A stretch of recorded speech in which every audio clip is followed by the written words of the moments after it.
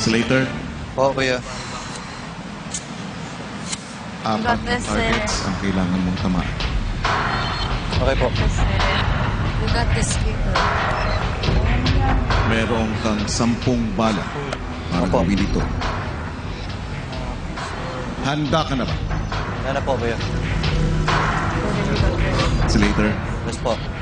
nais kong ipaalam sa iyo na magaganap ang pagtira mo sa mga target bukas ng gabi. Mayroon kang 24 oras para paghandaan ito. Sa iyo, nakasalalay ang kapalaran ninyong 5. Wow.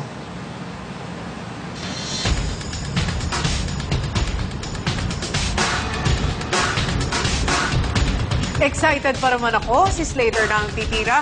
Pero nakaka-excite yan ha, 24 hours na paghahandaan ni Slater ang kanyang susunod na gagawin. Pero we have to give it to the housemates. Magkahalong tensyon, kaba ang kanilang nararamdaman.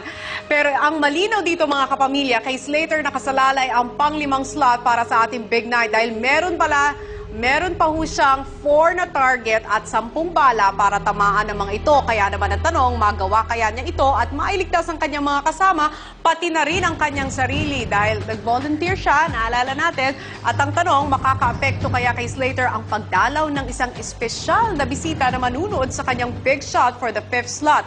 Oh, sino kaya iyon? Wag na wag niyong palalampasin yan bukas. Samantala,